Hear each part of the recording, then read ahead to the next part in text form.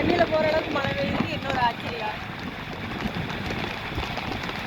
செல்ல மலையில காட்டி காட்டி வீடியோ எடுத்துட்டு செல்லு போயிடுச்சு. நீங்க தான் புது செல்லு வாங்கி கொடுக்கணும் பார்த்துட்டு.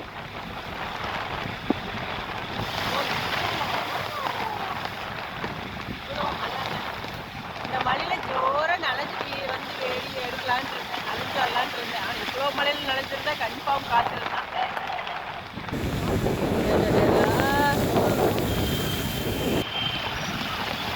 இந்த மாதிரி பைக்ல மலையில நினைச்சிருந்தா அவ்வளவு சூப்பரா இருக்கும். இந்த வயசு நமக்கு கிடைக்கல. சரி விடுங்க பார்ப்போம்.